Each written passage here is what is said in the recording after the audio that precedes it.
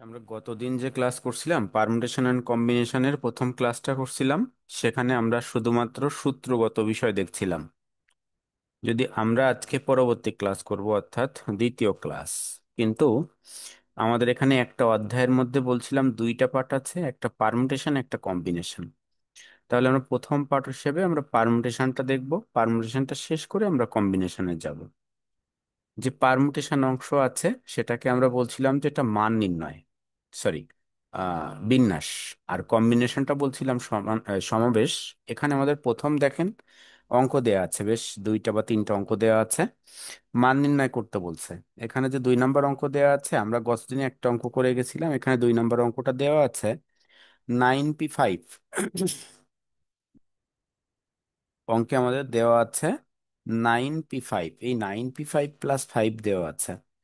প্রথম কাজ হবে আমাদের এই যে 9p5টাকে ক্যালকুলেশন করা। 9p5 যদি হয়, আমরা পারমুটেশনের সূত্র অনুযায়ী কি শিখছিলাম?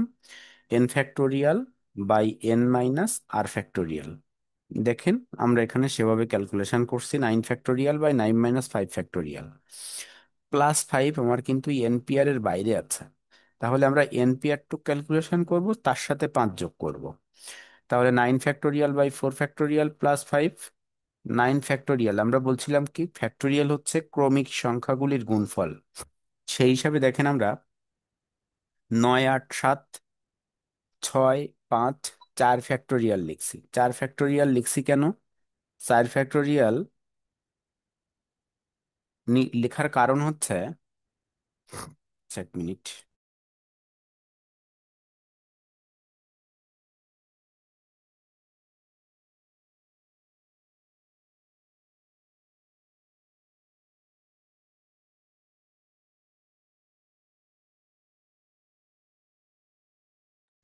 স্যার, ক্লাস কি রেকর্ড করতেছেন? হ্যাঁ, অবশ্যই ক্লাস রেকর্ড হচ্ছে। মা, একটু পরে তোমার ফোন দিচ্ছি।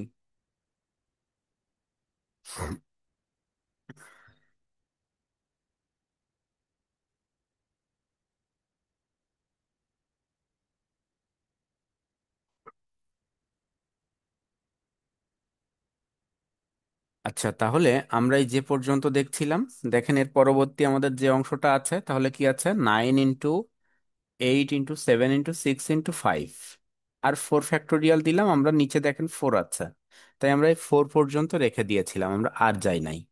তাহলে এই দুইটা ফ্যাক্টোরিয়াল যখন কাটাকাটি হয়ে যাচ্ছে ভাগ সম্পর্কে, +5 আছে, তাহলে 9 8 7 6 5 যদি আমরা গুণ করি, তাহলে দেখেন আমাদের কাছে অংশটা চলে আসবে, অর্থাৎ 15,120 +5। এখন আপনি যদি মনে করতেন এটা আমি করব না, আমি টোটালটাকে এই 9p5টাকে ক্যালকুলেটরে ক্যালকুলেশন করব, দেখবেন এই 9p5কে যদি আপনি ক্যালকুলেটরের মাধ্যমে ক্যালকুলেশন করেন, তাও এই 15,120 আসবে। তার সাথে যোগ করবেন 5, যোগ করলে দেখেন আপনার 15,125 আসছে। এটা হচ্ছে অ্যান্সার। তাহলে এখান থেকে আমরা জাস্ট গত দিনের সত্যটাই দেখলাম, সেই সত্য অনুযায়ী আমরা এই পর্যন্ত ক্যালকুলেশন করলাম। সেই গতদিনের সত্যটাই কিন্তু আমাদের এখানে কাজে লাগছে। আচ্ছা, পরবর্তীতে যদি আমরা দেখি, আমাদের আরেকটা অংশ দেওয়া আছে, দেখেন 6p6। এই 6p6 কে আমরা সরাসরি ক্যালকুলেটরের মাধ্যমে দেখানো আছে এখানে। 6p6 হচ্ছে কি, 6 ফ্যাক্টোরিয়াল, একই কথা কিন্তু। আমাদের এখানে দুইটা শর্ত আছে, একটা সমান আর একটা অসমান। আমরা একটু পরে আরো বুঝবো এই জিনিসটা, সমান আর অসমানের ব্যাপারটা। দেখেন 6p6 আছে, এই 6p6 বলতে যদি আমরা ক্যালকুলেটরের মাধ্যমে করি সরাসরি এনপিআর এর সূত্রে, তাহলে 720 আসবে। আবার এই দুইটাই সমান যখন থাকে, তখন একটা ফ্যাক্টোরিয়াল দিলেও হয়, অর্থাৎ 6 ফ্যাক্টোরিয়াল দিলেও সেম মান আসে। তাহলে এই অংশটা দেখেন অসমান আছে, এই কারণে কিন্তু আমি এখানে ফ্যাক্টোরিয়াল ব্যবহার করতে পারি নাই, একটা 9 বা 5 এরকম কিছু করতে পারি নাই, আমাকে এই সূত্র অনুযায়ী নিয়ে আসতে হয়েছিল।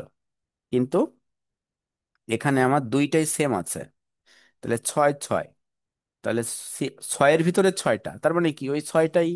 এই কারণে এখানে ফ্যাক্টোরিয়াল দিলেও যে মান আসবে, এনপিআর এর সূত্রে ক্যালকুলেশন করলেও সে মান আসবে। আচ্ছা, প্রশ্ন আছে কারোর এখানে? আমরা পরবর্তীতে যাব না তাহলে। স্যার। আচ্ছা, আমরা পরবর্তীতে যাই। দেখেন আমাদের পরবর্তী অংশে কি বলছে, আমরা এখন মূল অঙ্কে যাচ্ছি। আমরা এত সময় পর্যন্ত যে অঙ্কগুলা দেখছিলাম এগুলো হচ্ছে আমাদের আহ অঙ্কগুলো আসলে এগুলো আসতেও পারে নাও আসতে পারে, কিন্তু এখন যে অঙ্কগুলো আপনাদের সামনে আসছে এইগুলো হচ্ছে আপনাদের এই অংশের আসার মতো অঙ্ক। দেখেন, এবং এইগুলাই আসে। কি বলছে, প্যারালাল শব্দটির অক্ষরগুলো সবগুলো নিয়ে কত প্রকারে সাজানো যায় তা নির্ণয় করো।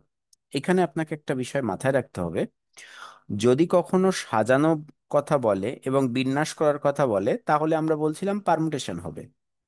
তাহলে সাজাইতে বলছে কি নিয়ে? প্যারালাল নিয়ে।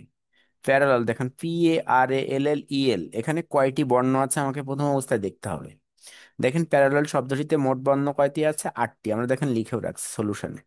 প্যারালাল শব্দটিতে মোট বর্ণ আছে কয়টি? 8টি। পরের অংশে এসে লিখছি যার মধ্যে এ আছে 2টি, এল আছে 3টি।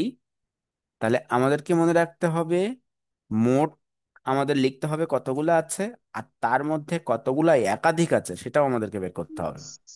দেখেন তো একাধিক কয়টা ছিল তাহলে? এ ছিল 2টা আর এল ছিল 3টা, তাই আমরা একাধিকটা লিখছি।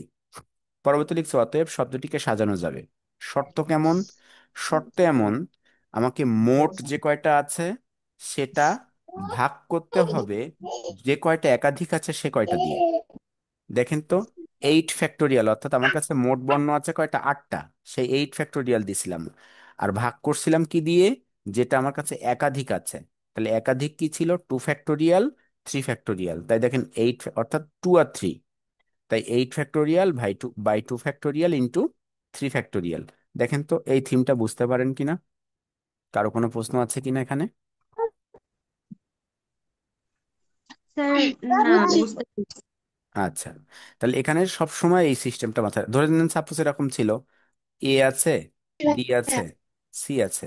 আচ্ছা, এই ABC 3টা বর্ণ আছে, আমি যদি একে সাজাইতে চাইতাম তাহলে ফ্যাক্টোরিয়াল কত হতো?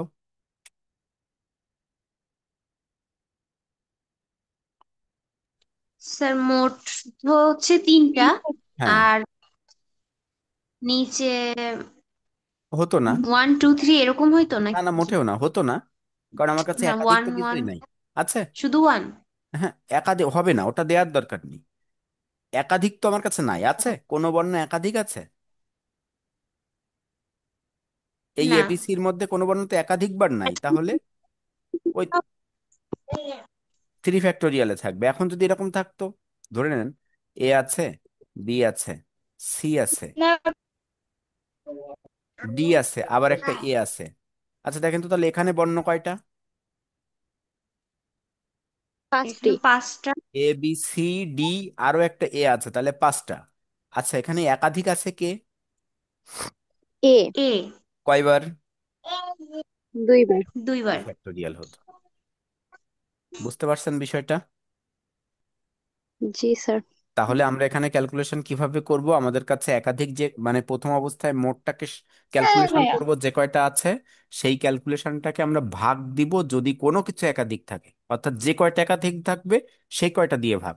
একাধিক না থাকলে দরকার নেই। তাহলে এটা ছিল আমাদের অঙ্ক। এই অঙ্ক কিন্তু শেষ এই পর্যন্ত। আচ্ছা, এখানে ক্যালকুলেশনটা শেষ হয়নি, ক্যালকুলেশন দেখেন।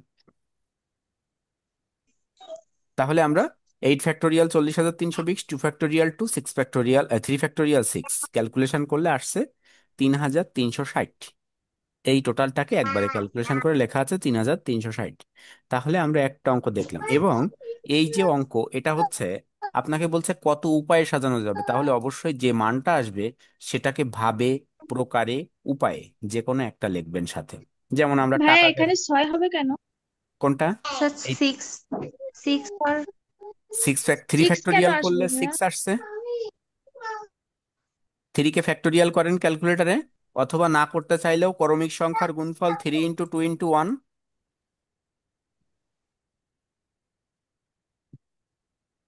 ঠিক আছে। আর 2 ফ্যাক্টোরিয়াল বলতে দেখেন 2 আর 1, তাহলে 2। আর 8 ফ্যাক্টোরিয়াল 8 7 6 5 4 3 2 1। তাহলে 40,320। ঠিক আছে, আমরা হ্যাঁ ক্যালকুলেটরে কিন্তু স্যার। ক্যালকুলেশন অবশ্যই করবেন ভালোভাবে, এখানে কিন্তু ক্যালকুলেশনের ব্যাপার আছে। আচ্ছা, পরের অঙ্কে যাচ্ছি তাহলে। দেখেন কি বলছে, প্রপারশন। বলছে এই প্রপারশন শব্দটির সবগুলি বর্ণ একবার নিয়ে পুনরায় সাজানো যাবে বা বিন্যাস করা যাবে, নির্ণয় করো। ধরে নেন আপনার পুনরায় নাই, শুধুমাত্র বিন্যাস করা যাবে বলছে। তাহলে বিন্যাস যদি করা যায় তাহলে আমার শর্ত অনুযায়ী এখানে বলেন তো, এই যে প্রপারশন শব্দটি, তাহলে ওই ক্যালকুলেশনের অংশটুক বলেন তো যে কি হতে পারে। আছে কি আমার কাছে প্রপারশন, মোট কয়টা বর্ণ? 10টি। মোট 10। 10টি। দিলাম 10, 10 ফ্যাক্টোরিয়াল। একাধিক কি আছে? জি স্যার। জি স্যার। কি কি আছে? দুইবার। পি আছে দুইটা। পি দুইবার। হ্যাঁ। ও আর আছে 3বার। দুইটা। ও তিনটা, আরো আর ও দুইটা, তাই তো? তিনটা। হুম। তাহলে কি কি হবে? 2 ফ্যাক্টোরিয়াল, 2 ফ্যাক্টোরিয়াল, 3 ফ্যাক্টোরিয়াল, তাই তো? এটাই হবে। এবার দেখেন আমরা অঙ্কে সমাধানে যাই। দেখেন কি লেখা আছে। প্রপারশন শব্দটিতে মোট বর্ণ আছে 10টি, যার মধ্যে পি 2টি, আর 2টি, ও 3টি। অতএব শব্দটিকে সাজানো যাবে 10 factorial by 2 factorial into 2 factorial into 3 factorial. Calculation করলে দেখেন 36,28,800, আর ভাগ নিচে 226। ক্যালকুলেশন করলে 1,51,51,200 ভাবে। ঠিক আছে, তার মানে আমরা কি মূল কনসেপ্টটাকে বুঝতে পারলাম? স্যার এই টেনটা করলে 36, 28, 803টা আসছে, যে ওইটা ক্যালকুলেটর ডিরেক্ট করলে কি এরকম আসবে? 800 কত আসে? ও না, ওনাকে। স্যার এটা কি কমা, মানে হ্যাঁ হ্যাঁ, ওটা একসাথে একই সংখ্যা? একই সাথে ওই কমাগুলো দিয়ে দিয়ে ওইটাটুকু হয়ে গেছে, কি বলে, ব্রড আকারে হয়ে গেছে, এই কারণে অমন দেখাচ্ছে ওই কমাগুলো দেওয়াতে। বুঝছেন? 10 ফ্যাক্টোরিয়াল দেন, দেখেন ওটাই আসে। পাইছেন 10 ফ্যাক্টোরিয়ালের মান? জি স্যার। আচ্ছা, তাহলে আমরা একটা পাইলাম, কিন্তু এখানে বলছিল, দেখেন তো এখানে কি আপনাকে মোট বিন্যাস করতে বলছিল? বলে নাই। বলছে কি পুনরায় কতভাবে সাজানো যায় বা বিন্যাস করা যায়। মনে রাখবেন, যদি কখনো কাউকে পুনর্বিন্যাস করা যায়, অর্থাৎ কোনো বর্ণকে, কোনো একটা অংশকে, তাহলে সেই অংশের আপনি মোট বিন্যাস করবেন, আর মোট বিন্যাস থেকে একবার দেবেন। যাকে পুনর্বিন্যাস করতে বলবে সেই অংশের মোট বিন্যাস করবেন, মোট বিন্যাস থেকে একবার দেবেন। ঠিক আছে, তাহলে আমরা কি মোট বিন্যাস করছিলাম, এবার কি করব? পুনর্বিন্যাস। তাহলে দেখেন কি লেখা আছে। অতএব শব্দটিকে পুনরায় বিন্যাস করা যাবে বা পুনরায় সাজানো যাবে। 5 লক্ষ, এই 5,51,200 মাইনাস 1, 5,51,199। বোঝা গেল?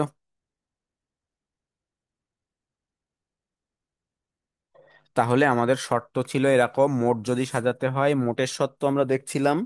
আর মোটের পরবর্তীতে আমরা কি দেখলাম? মোটের পরবর্তীতে আমরা দেখলাম যে মোট থেকে কিভাবে পুনর্বিন্যাস করতে হয়।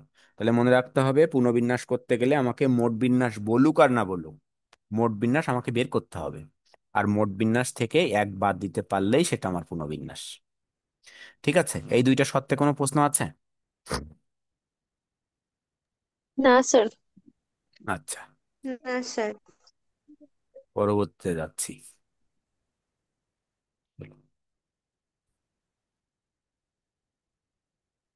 দেখেন কি বলছে। একটি শ্রেণীকক্ষে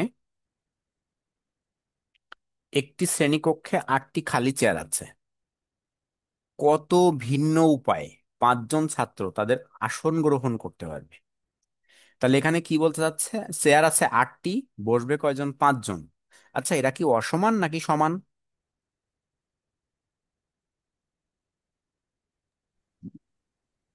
আটে অসম্মান। বসবে 5, তাহলে এরা কি সমতা আছে দুইটার মধ্যে? চেয়ার আর মানুষ বা ব্যক্তির মধ্যে, ছাত্রের মধ্যে সমতা নাই। যদি সমতা থাকতো সরাসরি ফ্যাক্টোরিয়াল হতো, আর সমতা না থাকলে মনে রাখবেন এনপিআর হয়। সমতা থাকলে ফ্যাক্টোরিয়াল, সমতা না থাকলে এনপিআর, সাজানোর ক্ষেত্রে। তাহলে সাজানোর ক্ষেত্রে যদি আবার এনপিআর আসে, এনপিআরে মনে রাখতে হবে বড় মানটা হবে এন এর আর ছোটটা হবে আর এর। দেখেন আমরা একটু অঙ্কে যাই, কি বলছে। একটি শ্রেণীকক্ষে 8টি খালি চেয়ার হতে 5 জন ছাত্র নিম্নোক্তভাবে তাদের আসন গ্রহণ করতে পারবে। 8p5, 8 ফ্যাক্টোরিয়াল বাই 8p5 টুকু আমাদেরকে বুঝতে হবে, পরের অংশটা আমাদের ক্যালকুলেশন, পরের অংশটা আমরা ক্যালকুলেশন করবো, এইটুক দেখবো 8p5।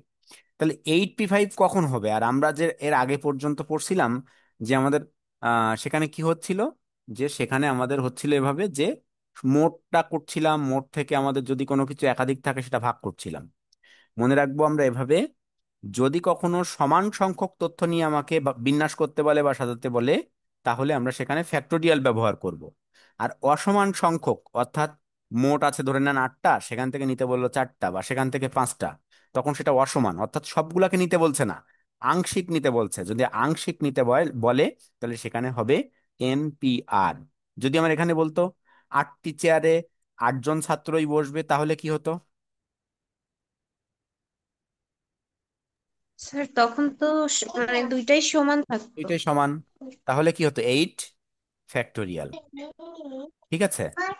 যদি অসমান সংখ্যক হয় তাহলেই এনপিআর। এখন দেখেন, ওই যে আমরা বলছিলাম এবিসি, ধরে নেন এই এবিসি 3টা বর্ণ দিয়েই বোঝাই। এবিসি 3টা বর্ণ, এদেরকে আমি কি করব? এদেরকে আমি এবিসি বর্ণ 3টি থেকে 2টি বর্ণ নিব।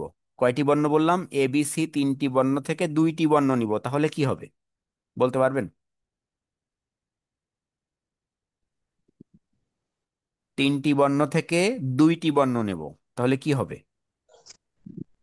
থ্রি, উপরে থ্রি হবে, হ্যাঁ, পি, তারপরে হচ্ছে 3 টু। পি 2। ধন্যবাদ। আর আপনারা কি বুঝতে পারলেন না? আফিয়া, ঈশা, আপনারা বুঝতে পারেননি? না ভাই, আমি জি বুঝিনি। ভাইয়া বুঝছি। আচ্ছা দেখেন, যদি না বোঝেন প্রশ্ন করতে হবে। খেয়াল করবেন, আমাদের এখানে মোট বর্ণ আছে কয়টা? 3টা। আমি বলছি 3টা তিনটা। থেকে নিব কয়টা? দুইটা। 2টা। এটা কি অসমান নাকি সমান? অর্থাৎ সবগুলোকে নিচ্ছি নাকি আংশিক নিচ্ছি? আংশিক। আংশিক। যদি আংশিক নেওয়া হয়, সম্পূর্ণ না নেওয়া হয়, তাহলে সেখানে এনপিআর ব্যবহার করতে হবে। এন এর মান জি। বড়টা, সম্পূর্ণটা, আর ওর থেকে যতটুক নিচ্ছি সেটা হচ্ছে আর এর মান। ও আচ্ছা, ঠিক আছে। ঠিক আছে। আর যদি আমরা জি।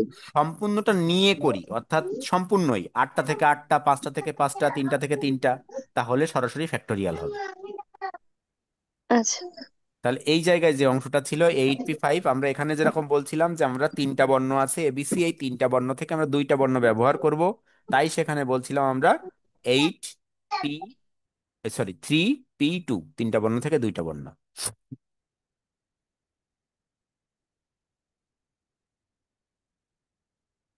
দেখেন তাহলে 8 ফ্যাক্টোরিয়াল বাই 3 ফ্যাক্টোরিয়াল, আর এটা তো আমরা বুঝছি, এটা শুধু সূত্রের যে সূত্র ছিল সেটা 8 ফ্যাক্টোরিয়াল বাই 8 - 5 ফ্যাক্টোরিয়াল। তাহলে আসলো 8 ফ্যাক্টোরিয়াল বাই 3 ফ্যাক্টোরিয়াল। ক্যালকুলেশন করলে আছে 40,320/6, আসলো কত? 6,720 ভাবে। তাহলে আমরা মোটামুটি প্রথম পার্টটা অর্থাৎ ধারণা পাইলাম যে মোট যদি থাকে তাহলে আমাদের, সরি, মোট বিন্যাস শিখলাম আমরা, পুনঃবিন্যাস শিখলাম, আর অসমান থাকলে কি হয় সেটা শিখলাম। অসমান বলতে সম্পূর্ণ না নিয়ে যদি আমাদের সেখান থেকে আংশিক অংশ নিয়ে ক্যালকুলেশন করতে বলে, তাহলে সে অংশটা কিভাবে হয়। বলেন এই 3টা তথ্যের মধ্যে কারো কোনো প্রশ্ন আছে কিনা? রেকর্ডিং হচ্ছে, আপনারা এখন থেকে প্রত্যেকটা ক্লাস রেকর্ডিং পাবেন।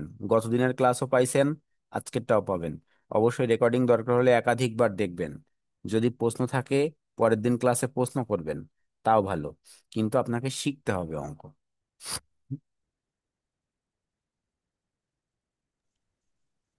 স্যার না, এইগুলো তো প্রশ্ন। স্যার আপনি একটা মানে সমান দেখান, যে যেরকম 8টা থেকে যদি 8টাই বলে বা 5টা থেকে 5টা, এরকম এবার একটা খেয়াল করেন, দেখান। হ্যাঁ, এই লাস্ট অঙ্ক আমরা আজকে দেখছি। দেখেন লাস্ট অঙ্ক আজকের কি বলছে।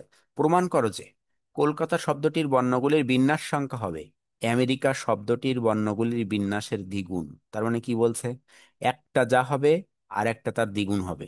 তাহলে এই দুইটাকে আমার বিন্যাস করতে হবে প্রথম অবস্থায়। দুইটা বিন্যাস করে তারপরে দেখতে হবে আমাকে অন্যদিকে কি বলছে। তাহলে দুইটা যদি বিন্যাস করতে চাই, দেখেন তো, এখানে শুরু করলাম। প্রথমে ক্যালকুলেটর শব্দটিতে মোট বর্ণ আছে কয়টি? 8টি, যার মধ্যে একাধিক আছে কি কি কলকাতার মধ্যে? সি, টি আর এ। সি আছে, টি আছে, সি, আর এ টি আছে। আর এ। হ্যাঁ, তার মানে সি আছে কয়টা? 2টা। টি আছে 3টা, 2টা। আর এ আছে 2টা। দেখেন আমরা যদি এখানে লিখি, 2টা।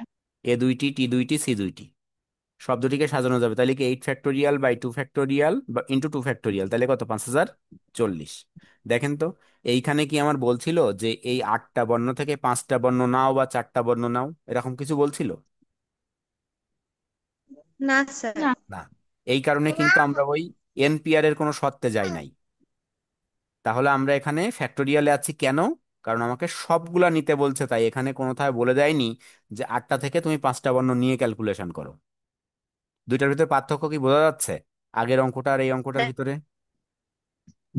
জি স্যার। আচ্ছা, তাহলে স্যার 5,000। এরকম যদি কিছু না হয় তাহলে ওই একাধিকবার যেগুলো থাকবে মোটটাকে সেগুলো সেই কয়টা সংখ্যা দিয়ে ভাগ দিতে হবে। ভাগ দিতে হবে। যদি কোনো কিছু একাধিক না থাকতো তাহলে শুধুমাত্র ওই 10 ফ্যাক্টোরিয়াল বা 8 ফ্যাক্টোরিয়াল হয়ে যেত। ঠিক আছে। স্যার যদি একবার কোনো কিছু না থাকতো তাহলে কি মানে টোটাল যে 8টা, তাহলে হুম। শুধুমাত্র কি 8 ফ্যাক্টরিয়াল এতটুকুই করতাম? আচ্ছা দেখেন, আফিয়া এখানে আছে, আফিয়া লিখি আমি এখানে, AFIA। আচ্ছা, এর মধ্যে এটাকে যদি আমি সাজাইতাম কি হতো? স্যার মোট হচ্ছে 4 ফ্যাক্টরিয়াল 4 ফ্যাক্টোরিয়াল, আর ভাগ 2 two factorial. Two factorial factorial আচ্ছা, এরপরে ধরে নেন আমি আসিফকে সাজাবো, এই বর্ণটাই আমার কাছে আছে। আচ্ছা, এখানে কয়টা আছে বর্ণ? 4টা। ফোর স্যার ফ্যাক্টরিয়াল এখানে এখানে কোনো কিছু টি একাধিক আছে। আছে? সরাসরি না স্যার। 4 ফ্যাক্টোরিয়াল। না। তাহলে পার্থক্যগুলো কি বোঝা যাচ্ছে? হ্যাঁ স্যার, আমি এটাই বলছি যে মানে যদি কিছু না থাকে তাহলে শুধু মোট যেটা হবে সেটাই করতে হবে। এটাই সাজাবো আমি। জি স্যার, বুঝতে পারছি এবার। আচ্ছা, তাহলে আমরা এই যে পর্যন্ত দেখছিলাম, এটা তাহলে 5040 ছিল। এবার দ্বিতীয়টা আমেরিকা। দেখেন, আমেরিকা শব্দটিতে মোট বর্ণ আছে কয়টি? 7টি, যার মধ্যে এ 2টি। আর কিছু আছে একাধিক? না স্যার। নাই। তাহলে এখন কি করব? শব্দটিকে সাজানো যাবে 7 factorial by 2 factorial. 7 factorial by 2 factorial যদি আমাদের হয়, তাহলে আমরা ক্যালকুলেশন অনুযায়ী কত আসছে? 2520। এটাকে শর্টকাট ক্যালকুলেশন করা হয়েছে, একেবারে সরাসরি ক্যালকুলেটরের মাধ্যমে ক্যালকুলেশনটা করে দেওয়া হয়েছে। 2520। তাহলে এই যে 2520 আমাদের আসলো। এখন দেখেন তো কি বলছিল, কলকাতা শব্দটির বর্ণগুলির বিন্যাস সংখ্যা হবে আমেরিকার দ্বিগুণ। তার মানে আমেরিকা যা হবে তার সাথে যদি 2 গুণ করি তাহলে কলকাতার সমান হবে, তাই বোঝাচ্ছে না উপরের শর্তে? আমরা দেখেন তো, আমরা যা বের করছি সেটাও তাই হয়েছে। তাই দেখেন লিখছি শর্ত মতে জি ভাই। কলকাতা সমান 2 ইন্টু আমেরিকা। তাহলে কলকাতার মান 5040, 2 ইন্টু আমেরিকার মান 2520। তাহলে 5040 সমান 5040 প্রমাণিত। ঠিক আছে, দেখেন কোনো প্রশ্ন আছে কিনা।